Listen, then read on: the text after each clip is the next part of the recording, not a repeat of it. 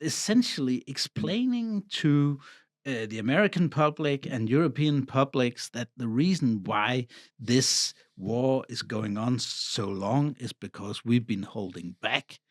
We've not been giving Ukraine the assistance we should to shorten the war. Mhm. And precisely as you were saying, this war will go on until we make the right strategic decisions to enable the Ukrainians to defeat the Russians, because that will happen at some point. And it costs Ukrainian lives as long as we, bicker and sit like this and can't make our the proper decisions. Hand-wringing approach.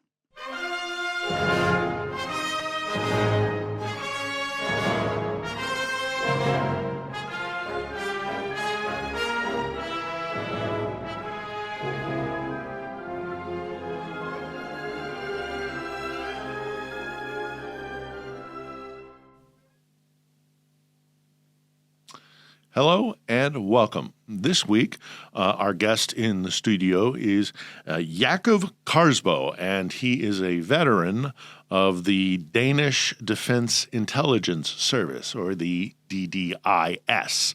As a matter of fact, he was the head for many years of their Middle Eastern office, and that gives him the ability to discuss in depth what is currently happening in the crisis in the Straits of Hormuz, including how that situation is also affecting the conflict here in Ukraine with the Russian invasion, not least of which because, like almost all Scandinavian nations, the DDIS keeps a very close eye on Moscow for a variety of reasons, whether it is their history or the various threats coming out of Russia, obviously the strategic importance of where Denmark is located. That also then leads us to the fact that it is a NATO nation, and the North Atlantic transatlantic relationship is Vladimir Putin's enemy number one. He'd love to see it broken apart, which again now leads us to discuss also the tensions between Trump's Washington and Copenhagen when it comes to the president's current fixation on wresting Greenland away from the kingdom. So as you can see, there's a wide range of topics that we are about to discuss in the coming hour. I hope you find it informative and interesting to watch, because also at the end of the day, increasingly, this is all looking like a real global crisis. So, Yakov Kaarsbo, thank you very much for coming. We appreciate it, and I want to talk about a whole bunch of different things with you, with your experience in Danish intelligence. But first and foremost, what brings you to Kiev? Oh, it's actually good to be here. Most people in Denmark and the US and the rest of the West don't understand why it can be good to be in Kiev, but it is. And I'm actually here this time because the Kiev Security Forum is happening. I try to come back here every 6 months or so. Sometimes if I can, get the schedule to be fixed, I try to take a car down here for the Danish organization called Cars for Ukraine. Yeah, where we deliver cars for the armed forces. Yeah, I've done some fundraising for them as well. Yeah, exactly. The Danish affiliate has delivered 840 cars in total for the armed forces. But this time I couldn't get my schedule to, meet with the schedule. So I had to go by train, unfortunately. But next time I'll take another vehicle down here. Yeah. Yeah, well, it's always good to see when those arrive and the handover that happens. It's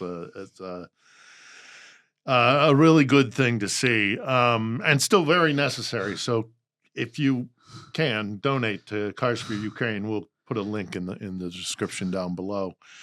But when you spend your time here, you must meet with colleagues, or people who are experts, either that or that you meet. What are you hearing on this trip from Ukrainian intelligence guys, military guys, experts of that nature? Yeah, I'm hearing it's a bit more optimism. Last time I was here was in November. Things weren't looking good. I'm hearing a bit more optimism now, cautious optimism, realistic optimism. But that onslaught that we saw over the winter, the Ukrainians have proven themselves able to withstand it, hold ground, take back some ground. But again, those few square meters that the Frontline pushes is not what wins you or loses you the war. It's about how many casualties you can inflict on your opponent, and that ratio is going in the Ukrainian favor as well. So things are happening. We're seeing the Ukrainians develop more indigenous capabilities, more high-end, high-technology war solutions, and that's helping the Ukrainians greatly. It's interesting because that whole premise of Western supplies for the Ukrainian armed forces has, gone away more or less. Of course, the Ukrainians need our support, but they are the ones that know how to develop the right weapon systems, etc., now.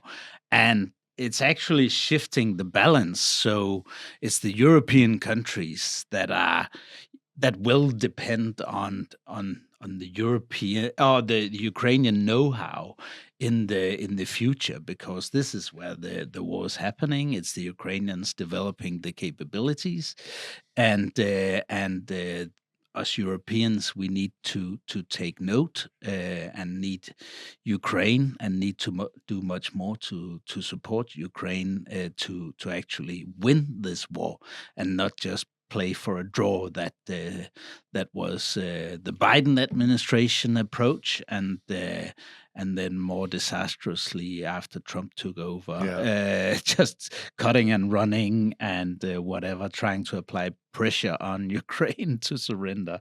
But I think in that sense that there are some positive developments for Ukraine. And as a Dane, I'm just really happy that my government has chosen to really be at the forefront of the countries that have, gone big on supporting the Ukrainian defense industry and building it up to what it's becoming. And, whatever we can do from the Danish and the European side to develop these joint ventures between our defense industry and the Ukrainian defense industry is really vital looking ahead, and also for Ukraine, but also for European security in general. Yeah, I've been along the front lines where they're doing like immediate drone production and support, command and control, all of that kind of stuff, and they are taking the lead. I mean, they really are. And what frustrates me is that Moscow seems to be able to control the narrative better than Kiev does. I mean, Moscow takes 10 kilometers and everybody says, oh my God, Ukraine's about to fall. Ukraine currently is making advances in the southeastern, at the time of recording of this, they're making advances along the southeast lines heading towards Crimea, which could, I don't want to get ahead of ourselves, but could cut off the land bridge that connects it to Crimea. And so much of this war, I don't know if you would agree to this, but so much of this war is about warm water ports for Russia. Russia has always pursued as one of its primary geopolitical goals getting access to warm water ports. And this goes back centuries. This goes back to Peter the Great, and in one fell swoop, the Ukrainians have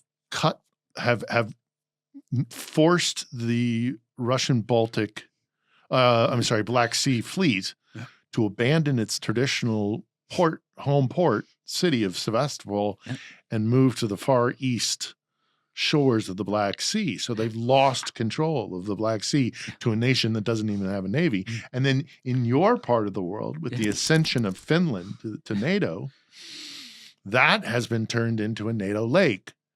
So now their only other warm water port out of, Petersburg and just north of that, their Baltic fleet. That's also now been neutralized. In one fell swoop, Vladimir Putin has 4 fleets. Russia has traditionally had 4 fleets. It's Arctic, Eastern, Baltic, and Black. The Baltic and the Black are the only marginally open warm water ports, and it's Putin who's lost both. So I find that fascinating, and I know that Denmark has been a big player in what's happening in the Baltic, what's happening in that kind of area. And I suppose it's because they have skin in the game. So you have the Baltic states, the Scandinavian states, and Poland, who are directly threatened by Moscow, being very active. You're right. Denmark has been, in the lead. The Brits are in there as well because of the North Sea. But all of this, there are those who seem to have skin in the game, who care about what's happening in Ukraine. And then there are other Western nations that seem to have a lot of persuading that they need to do to support Ukraine, not recognizing that this is the front line. Why can we not get these other nations to see what the Scandinavians, the Balts, Poland, Brits? There are two troublesome things in European cohesion, you can say. From the Scandinavian, Northern European perspective, we've not shown our solidarity with the Mediterranean countries when it came to immigration, refugee problems, etc., etc. We erected our own, border posts to keep refugees out instead of helping the Italians and the Spanish, etc., solve that problem. So now, they are saying, but, you paid more to Ukraine, but you didn't support us. We have a lot of, trouble on our southern borders. So where's the solidarity in Europe? And I think, we can always have this blame game in Europe, but really this is about understanding the full picture. Then also in Europe, we have the trouble of the national budgets, etc., and budgetary constraints, and it's incredibly dull. But it's just a matter of fact, and there we have more leeway and we have more opportunities in Northern Europe, and not quite the constraints that they have in Southern Europe, also because of them dealing with migration pressure from Africa and the Middle East at that front line, you could say. Yeah, but you know what? Even there, I have spoken to an African journalist who's done a lot of investigation into how Russia supports migration, Yeah. illegal migration from Africa into Southern Europe to create that tension. There was a report even by NATO, I think it was back when General Philip Breedlove was Supreme Allied Commander, and they put out a report saying that they had distinctly seen that Syrian refugees were being pushed to use migration as a weapon. So even there, I see the hand of Moscow. Sure, and also the increased presence and the regimes that we've seen take over in the Sahel region in Africa. Thanks to Russian support. The Wagner group being there. Exactly. That's contributing. I think if I sense a little bit that there's more of a realization also in Southern Europe and also in Northern Europe after what we call the Greenland moment in January. The elephant in the room. Yes, exactly. That we have to sort out this mess ourselves, and I hope, I can't say it for sure yet, but I see if you look at how the Italian Prime Minister Meloni expresses herself now, also in relation to Russia and Ukraine, etc., I see perhaps that there's more common ground in Europe and more of a realization we have to sort it out ourselves. We cannot rely on something that's not there, and even Trump directly threatening the Kingdom of Denmark, and so on. So I think this whole premise and this whole mindset of the European, the EU decision makers is changing away from, the Americans will sort it out. We sit here and we got our own wallet.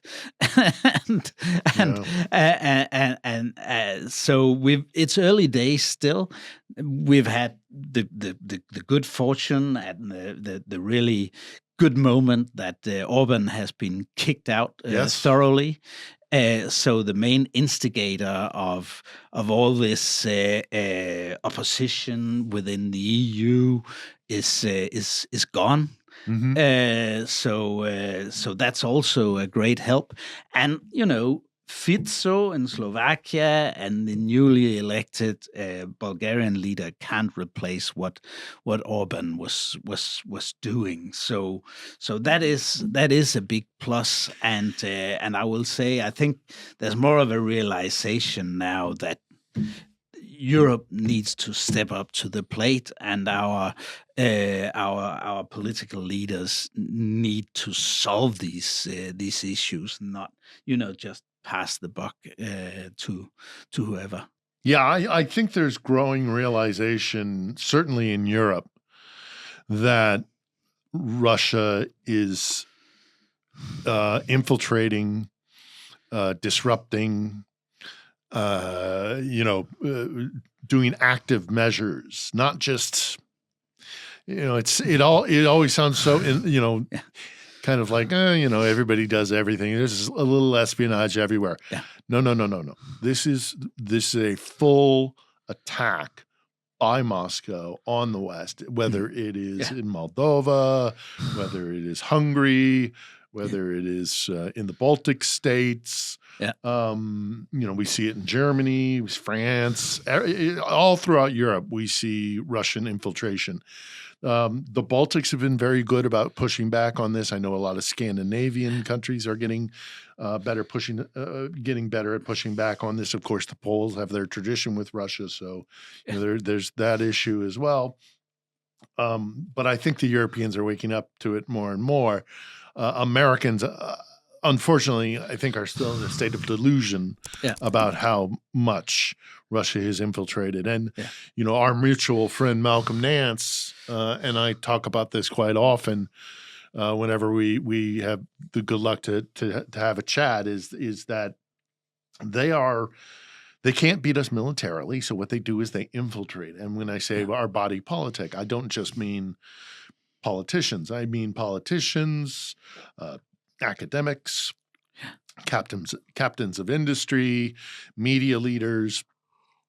They infiltrate into their lives and they manipulate things. So when you briefly mentioned there the issue of Greenland, I think there's a bigger picture with Greenland in that that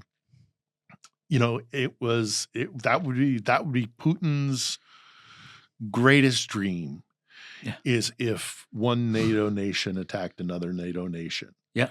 And so I think the White House, and I've made no secret of this. I think the White House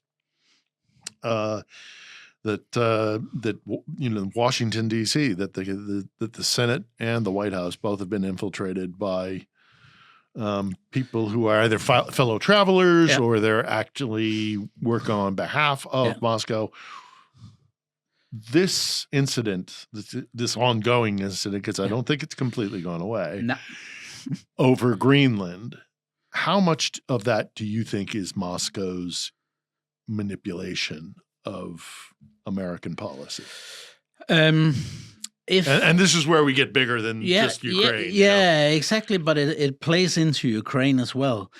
It is, Putin already in March of last year, end of March, said at the Russian Security Arctic Forum in Murmansk on the Kola Peninsula that, Trump taking over Greenland is a matter between two sovereign nations.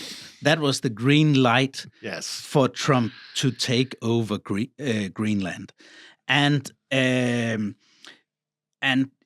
people are talking about, but this is about, playing into that Trump narrative that this is about security and increased tensions in the Arctic and all that complete nonsense.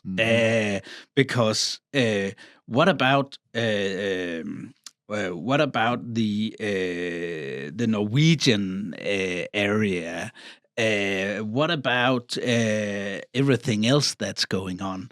But Putin has green-lighted this. And as you were saying, of course, they want that to happen. And they're pushing it. And you have Kirill Dmitriev constantly talking about U.S.-Russian business adventures in the Arctic. He said that when he was interviewed by Steve Rosenberg in Murmansk at the end of March last year. He said the very same thing. He said, but there are already dialogues between the Trump administration and us about natural resource development in the Arctic area, etc., etc. And this is how they, try to stimulate Trump's interest. And then you also have that whole bunch of people, the oligarchs from Silicon Valley, that have also, fed this into Trump. And how Trump also react when they show him a map where Greenland has the stars and stripes on it. Then he's like, he gets high on.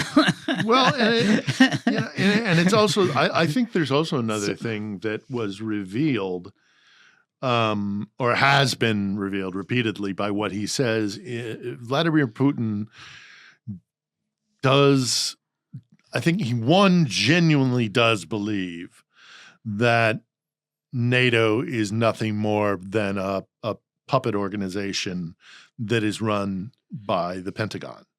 That it's not an alliance. It's just a way for America, for the Anglo-American alliance, because they always put us together with the Brits, because they really have always hated the Brits so much. They've always tried to divide and conquer. And so they've made this point of, no, this is a disagreement between two sovereign nations, not, disregarding the fact that they're NATO partners. Yeah. We already have American bases in Greenland, and if we wanted more, all we have to do is ask the Kingdom of Denmark, hey, and it's been offered, if you want to expand. I mean, we're allies. Why not? But what Russia's intent, Moscow's intent, Putin's intent has always been to divide and conquer and to destroy NATO. Yeah, and that's and Trump is playing right into it, and it always makes me wonder how much of it is orchestrated by the Kremlin. But you also see how the Kremlin and the Trump administration are pushing many of the same narratives.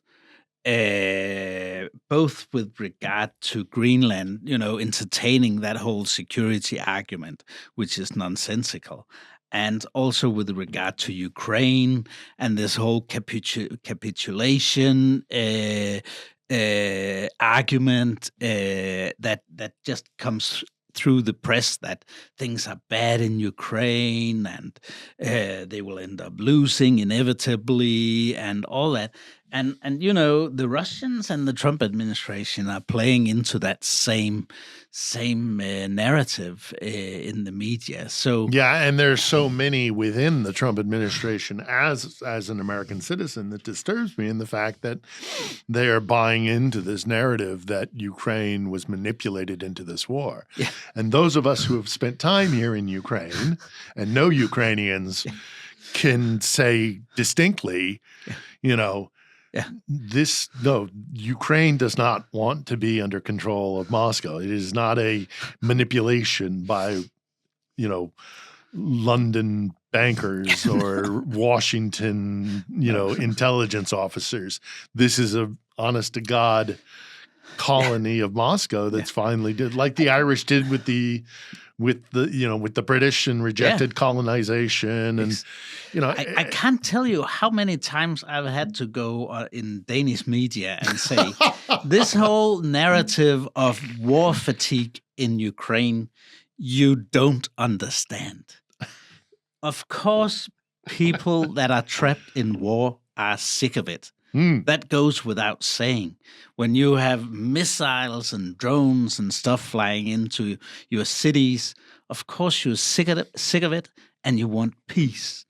But that doesn't translate into should we stop fighting.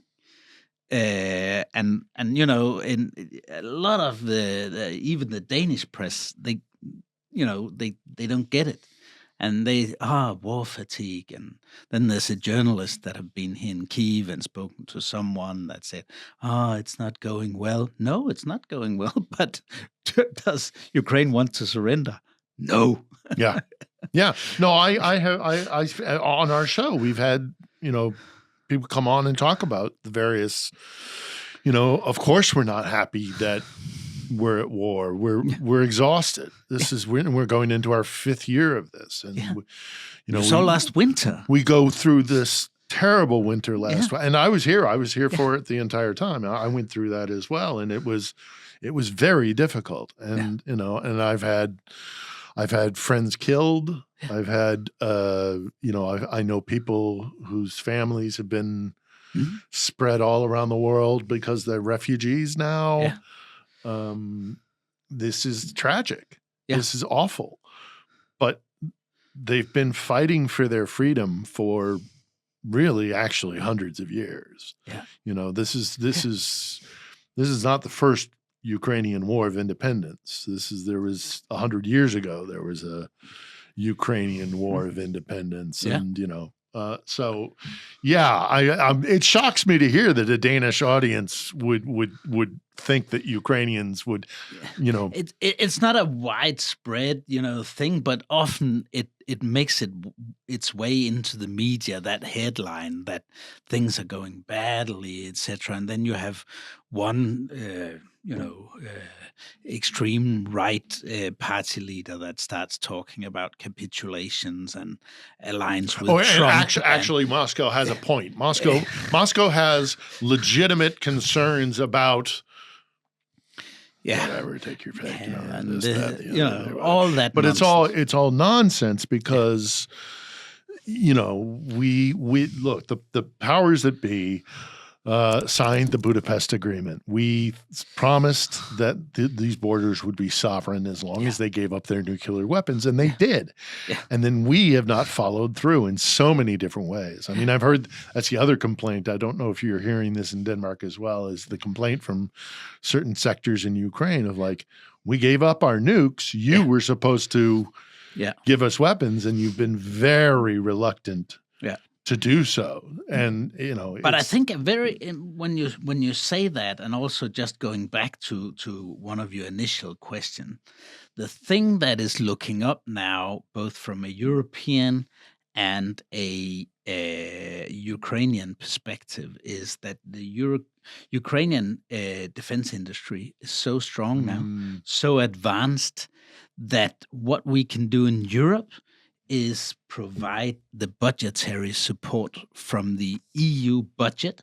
So this is taken out of the national budgets and not something where we can say in Denmark, oh, you Portuguese, you paid too little.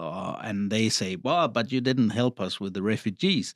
If when we can manage to do that, this at the level of Brussels, and provide the budgetary support and the industrial support through Brussels, that takes away all that, national, those arguments and the wind out of the sails and of those that are sitting perhaps in Portugal and saying, no, we should spend $10,000 less, and so on and so forth. So this what we are seeing now with the big European support package coming through is where the future is heading. I'm confident now. Yeah, also. well, the Ukrainian military and industrial complex has just become enormous, and it's and if indeed there is going to be a rift, a transatlantic rift, which let's all just calm down a bit here as well, because I do not think that alliance is going to break, but there are tensions, and Washington is maybe not as willing to send supply and support and military assistance, or maybe they're divesting themselves of Europe and now transitioning to focusing on China and Asia. Ukraine is getting to a point where they're exporting their drones. I mean, their drones are now so sophisticated that they're using. We spoke a few months ago to a drone producer in Lviv who said that once the government allowed export of drone technology, that they had these drones that were 2 or 3 generations obsolete on the battlefield here, but could be used very well in another theater of operations. And so let's take this even bigger as we now expand from Ukraine to Europe. Now we can Greenland. Greenland. Let's go even further, and now we talk about the Gulf. And there's so much to talk about, but the fact that the war in Ukraine is affecting the war in the conflict, war, whatever, in the Gulf, whereas Iran, for example, providing Shahed technology to Russia. I'm sure that Iran had extensive access to the forensic evidence from Operation Spiderweb, the massive Ukrainian attack, which changed warfare forever. I'm sure the Iranians were given a lot of access to how that was operated and could learn to mimic it. We see Ukrainian drone operators going to Qatar and helping the Qatari, with anti-Shahed drone technology. This is getting bigger and bigger. It's not just Ukraine. And those of us who have been following it for a long time, you spent a lot of time in the Middle East. How interspersed with, because we don't generally talk about Middle East politics here. Our focus is on Ukraine. So, but we can't ignore it. Exactly. Because it is connected. There's a common thread that weaves through all of these topics, and it's Moscow's conflict or autocrat conflict with the West. Talk to me a little bit about how the what's happening in the Strait of Hormuz is relevant to what is happening in either Ukraine or Russia. And just full disclosure here for our audience, because I used to be the head of the Middle East in the Danish intelligence service. So this last month, I've had to invest a lot of energy in the Middle East, as well as following what's going on in Ukraine. But with regard to how these two wars are, connected and the pros and cons, let's start off with the cons. The troubling aspects is that it's easy to see that the Iranians have developed their capacity. They have learned a lot from the Russian war experiences here in Ukraine. Unfortunately, they are way better at striking high-end targets like American THAAD radar systems in Jordan that they took out in a pinpoint strike, like their ballistic missiles penetrating Israeli air defenses. If we just look back 2 years, the first direct attack there was, the Iranians launched cruise missiles, ballistic missiles, drones, and 2 or 3 out of 200 came through. Now, in the last waves of strikes against Israel, it only took very few ballistic missiles for the Iranians to have impact in Israel. Mm-hmm. They couldn't have done that. They've improved massively. That's deeply troublesome. Then you have the deeply troublesome decision by the Trump administration to launch a war, increasing oil prices, removing sanctions from Russia, and initially also from Iran, just showing how stupid this is.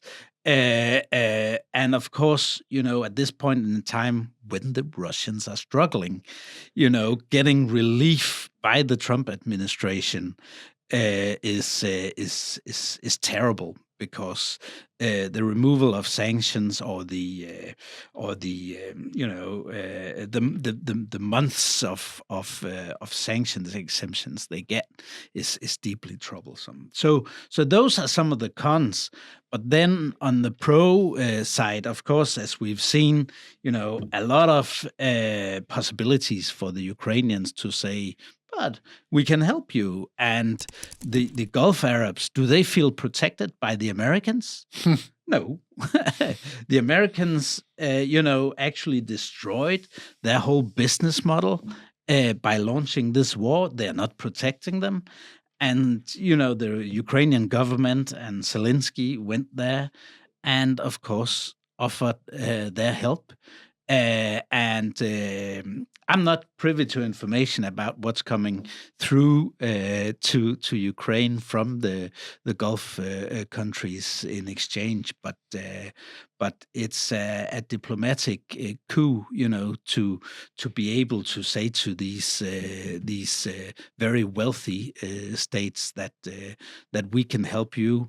The Russians can't help you. The Americans can't help you. We have the know-how. And it's actually fairly cheap if you compare to pack missiles from the U.S. So that is a big. We can show you how to build $20,000 drones. Exactly. That will, and improve. Protect instead of multi-million-dollar, systems that you need to buy from Washington with all sorts of strings tied to it. Exactly, and to get those countries off the fence that were essentially, greenlighting what Putin is doing. is massive for Ukraine. So that's a diplomatic coup, and again, it's thanks to the defense tech that is being developed here in Ukraine, and it also show that even in being a Gulf Arab state and wealthy as hell, you need to align with Ukraine. And also shows how adept they are in their statecraft, in their diplomatic corps. It's a very sharp move on the part of the Ukrainians to say, hey, we'll help you. Yeah. There's a lot of cachet in that, and suddenly you are not little Ukraine, but you are a player on a much bigger chessboard when you're starting to get involved in the Gulf state.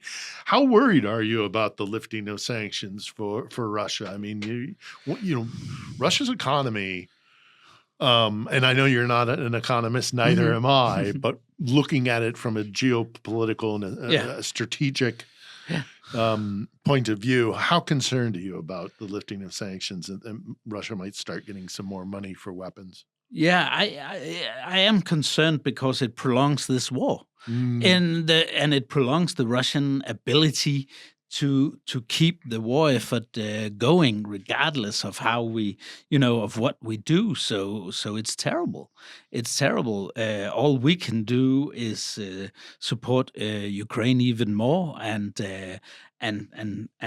really, make these joint ventures that beefs up the defense capability, and in the end will make the Ukrainians able to strike hard on Russia, and as you said initially, also to really put pressure on the land bridge down in southern Ukraine towards Crimea, because if you get that capability here on the Ukrainian side, all this narrative that Ukraine can't win the war and inevitably they will lose the Donbass and blah blah blah blah, that can take change the whole complexion, because God knows what then happens inside of Russia.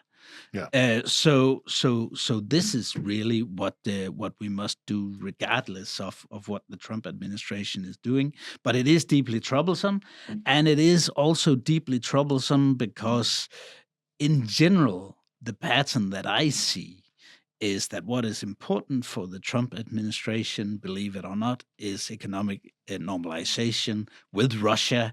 And the Trump administration doesn't care about, international law and rights for Ukraine and all that stuff. They don't give a stuff. So if they can normalize relations with Russia, that's really their ulterior goal. Yes, they're very transactional. The Trump administration. Yeah, exactly. And that's also the sanctions, and that relief plays into that. Yeah, one of the things that has bothered me for many years in this war, almost actually from the beginning, once the Russians were repulsed from their attack on the capital, and they were pushed back out of there. They were pushed back out of the second city, Kharkiv. They were pushed out of Kherson. All those years ago. Now it's 3 years ago that they, I think, liberated Kherson, if my memory serves correctly. I have always known that this could go only one way. Yeah. And I'd like your reaction to this and your input to this. So indulge me for a moment to lay out my thesis here. Ukrainians are never going to give up. This is the last. I've said that there have been other wars of independence for Ukraine against Moscow. This is going to be the last one. I've spoken to Ukrainians from all around the country. I've spoken to Ukrainians who are internally displaced within their own country, who are forced out of Mariupol, the only major city that Russia actually occupies currently. Arguably Donetsk and Luhansk, but that's another kettle of fish. But regardless, Ukraine still controls the vast bulk of its territory. When this war ends, no matter what, there will be a country called Ukraine. It will be sovereign. It will be independent. It will be separate from Moscow. Moscow will not control things in Kiev.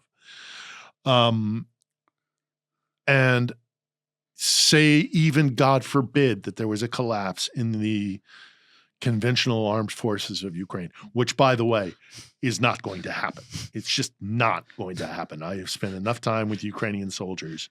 They are equipped. Their morale is high.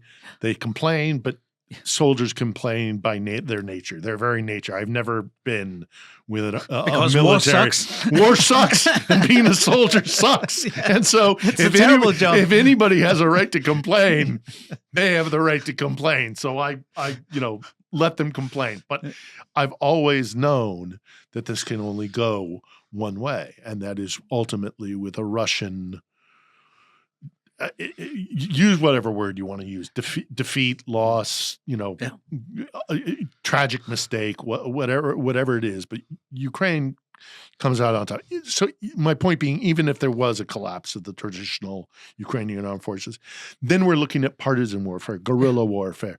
You and I both spent a lot of time in Baghdad.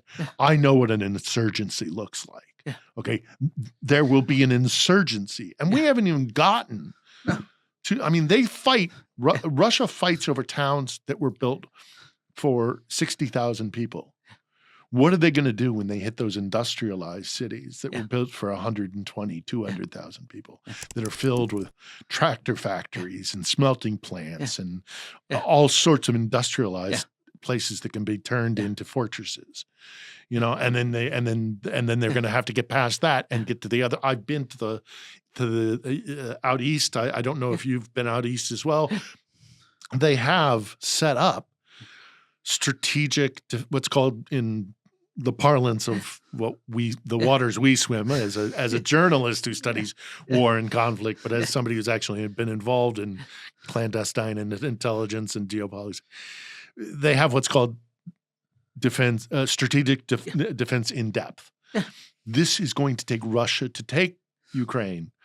Would cost Russia a dozen years, and God only knows how many hundreds of thousands of men. And even if there are slight release on sanctions, so the war is only going to go one way. There's an inevitability to it. There's a point. You cross the Rubicon, and from there you can't go back. So the only question, and I'm getting to the point I'd like to react to, is the only question that then remains is how many more Ukrainians have to die, and how much the West, whether it's the U.S., NATO, or Europe, is willing to just sit by and watch Ukrainians die. Exactly. That's the only question. What's the number? I mean, what is your reaction to my summation of kind of like this is going to go one way? The only question we as Westerners or those who support Ukraine is, how many more Ukrainians have to die? Yeah. I agree 100%.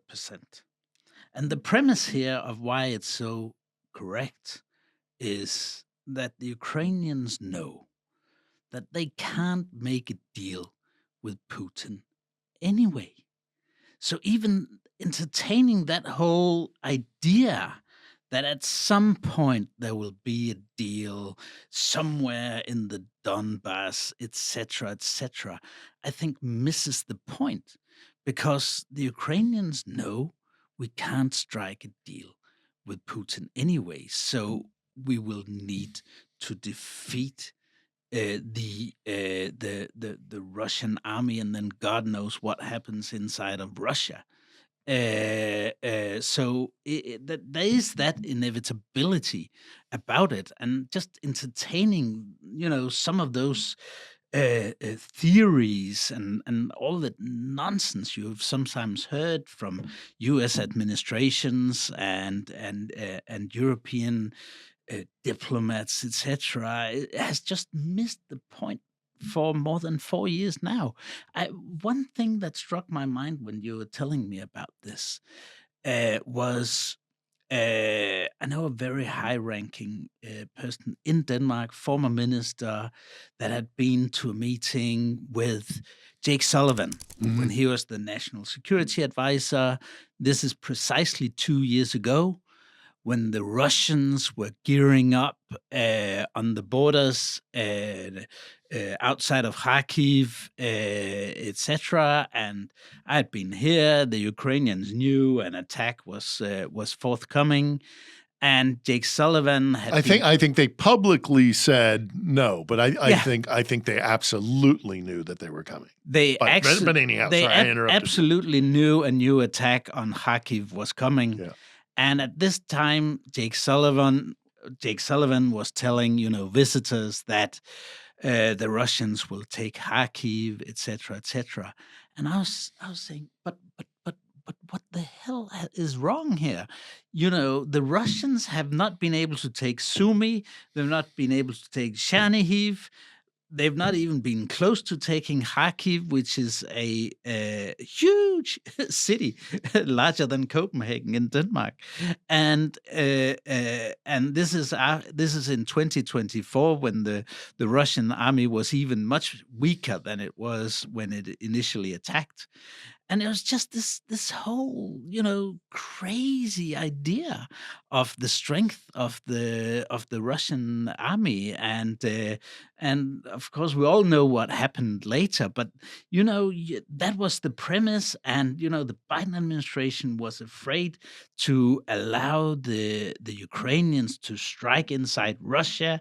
And they weren't allowed to use even HIMARS GIMLers on the Russian side of the border, which was absolutely crazy. Which allowed the Russians to launch this attack, by which they only advanced about 10 kilometers or something, 15 kilometers, something like that. Managed to destroy Vovchansk is about the only town that fell at that time. But this whole notion, but essentially explaining to the American public and European publics that the reason why this war is going on so long is because we've been holding back. We've not been giving Ukraine the assistance we should to shorten the war. Mm-hmm. And precisely as you were saying, this war will go on until we make the right strategic decisions to enable the Ukrainians to defeat the Russians, because that will happen at some point, and it costs Ukrainian lives as long as we, bicker and sit like this and can't make the proper decisions, hand-wringing approach. Yeah, no, the Ukrainians, this is the thing also that, we should all be going back to our capitals or speaking to our capitals. It's why we created this show. Yeah. It's why Malcolm does his thing. You do yours. There are so many that do this, that to break this fallacy that the Russian military or the power and might of Russia is unstoppable, that they're like a force of nature. Yeah. Well, the Ukrainians have proven them that not to be true. Yeah, exactly. And yes, again, to go back to the point that many Ukrainians complain amongst themselves about how to finish this war, but nobody, or a very slim portion of the population, believes that surrender or negotiation or kind of like giving Putin what he wants is going to resolve this. I mean, it's the old apocryphal, it's probably most likely apocryphal Winston Churchill comment: "You can't negotiate with a tiger when your head is already in its mouth." Ukraine doesn't have a choice. Nope.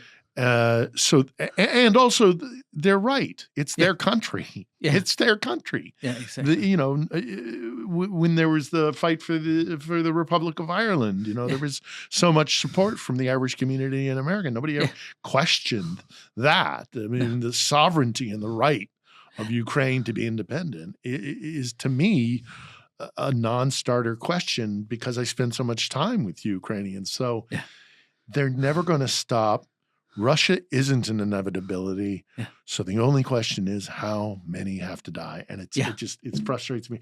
Yeah. One last quick question. Well, quick, maybe not quick, but one last question I do want to talk to you. I mean, we've gone all the way up from why you're here and your direct involvement and discussions with Ukrainians. Then we've gone a little bit more regional, and then we went kind of globally with the Strait of Hormuz. But there's one more global question, and I think it's perhaps the most important one, because guys like you, guys like me, guys like Malcolm, people who study what's happening on a global stage when it comes to security or war or whatever it is, see the through line that this fear of a World War III. We may not be in a World War III, but we are no longer in isolated regional conflicts. No.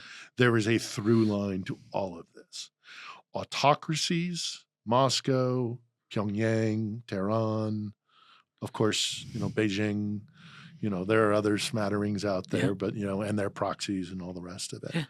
Or liberal democracy. That's kind of where we are. And we are no longer isolated to just little wars and fires. And what is your thought on where we stand in what is swiftly becoming a global, not isolated regional, but global conflict? What's your thought about that? Yeah, but there's no doubt we're in the most precarious situation, at least since the Second World War, with what's going on, and from a European standpoint, that's being that's being strengthened, or even that the risks are higher, because whatever the Trump administration is doing, it's not defending democracies against autocracies and dictatorships, etc. If the Iran war had been a war where the democracies, cooperated and were allied because Trump had built a proper alliance, it would make sense, I guess, in some way, if there was a proper strategic plan of how to go about building a stable Iran somehow. But there's not, and that's why the situation now is in the Middle East is worsening that whole situation, because Trump is actually strengthening Iran strategically, and he's building a more radical, a more a more confrontational Iranian regime. And he's also strengthening, their hand. I can't see, for instance, now what Trump is doing that will remove the Iranian ability to control the Strait of Hormuz. How will he do that? And that's what is terrible, because instead of having a proper approach between democracies, Trump is actually weakening us, and the Chinese, and probably also the Russians, even though they have their own troubles to deal with, are sitting there looking at the big conflict between the U.S. and the Europeans. They're seeing how many of the matches Trump is burning in the Middle East, instead of confronting the Chinese over Taiwan, etc., and they probably feel emboldened by all this. So yeah, we can't say, at least from my perspective, it's World War III just yet, but it is really something that is pushing this world in the wrong direction, because it could soon be. Fortunately, what the Ukrainians are doing here shows the Russian weakness, and also really that whole notion that, as we were talking about, the Russia is ever so strong and fearsome. We have to be able, we can withstand that. And when the NATO Secretary General says that Europe can't defend itself, I say it's quite strange that Ukraine can.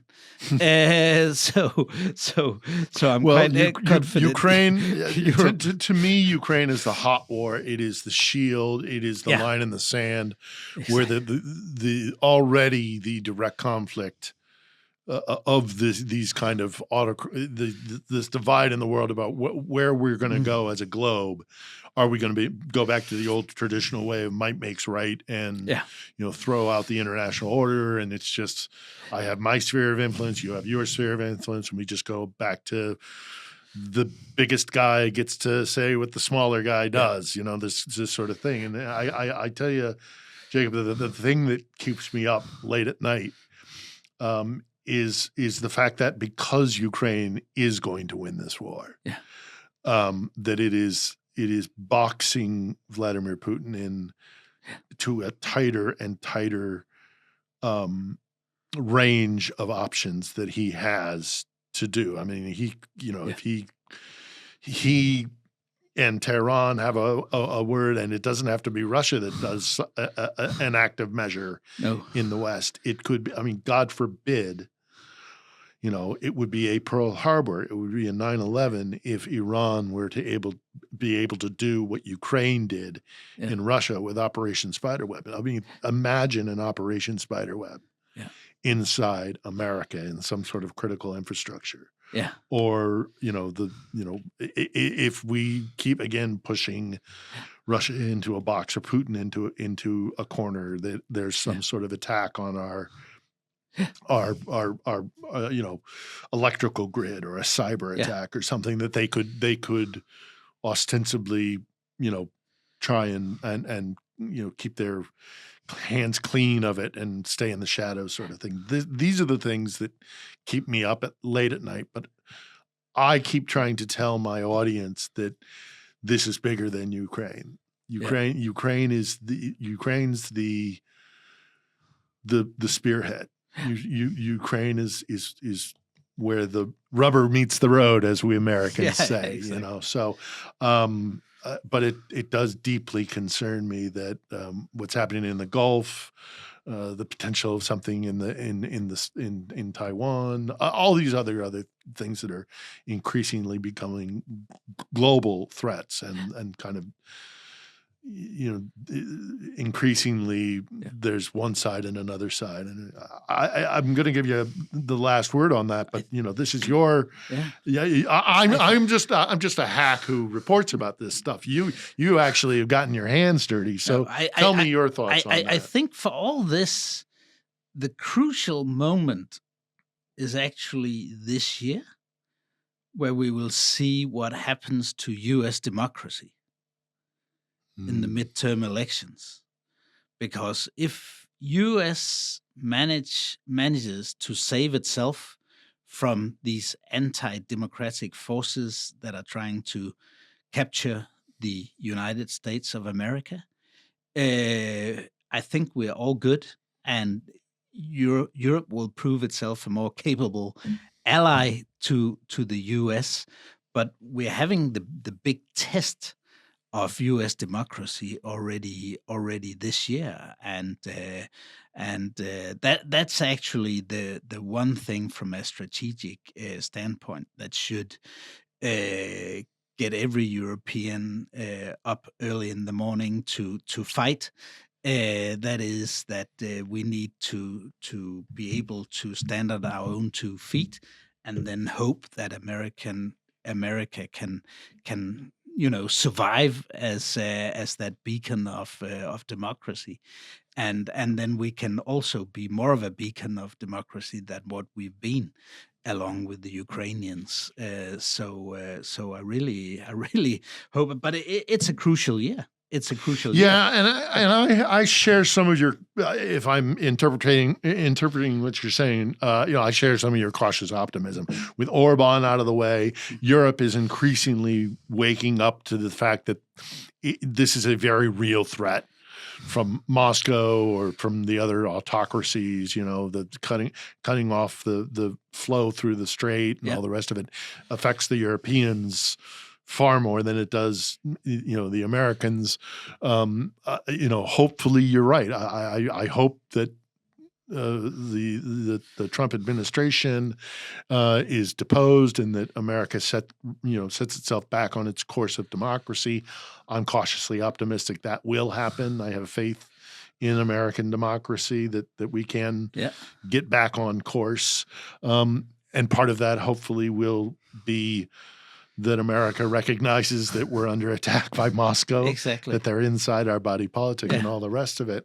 But I think we're better doing it together. So before I close out completely, let me just also say, as an American to a Dane, and I'm sure you've heard this from many Americans, but I'll contribute to it as well. I couldn't oppose what the Trump administration is doing in regards to Greenland and the Kingdom of Denmark, who have been a steadfast ally to the United States, is shameful, and I object to it deeply. So, just from an American to a Dane, my apologies to it. Jacob, it's been wonderful talking to you, and we could probably go for a lot longer. So maybe someday we'll have you back, maybe next time you're in town, or maybe remotely, or maybe we'll figure out something so that you, me, and Malcolm can do something virtually altogether. But it's been a fascinating conversation. I agree with you. This war will be won by Ukraine, and I think Hungary coming back into the fold in Europe, I think the solidarity of the Scandinavians and the Baltic states and standing strong against Russia. And I do think eventually there'll be a restoration of good ties and a stronger alliance transatlantically. So thank you for your time, and welcome back to Kiev, and you're welcome in our studio anytime. Thanks for having me, and I'll be back. I can't say exactly when, but in the next few months anyway. Well, you let me know and come back in, and we'll have an 100%. Great to be here, Phil. All right. Thank you, Jacob.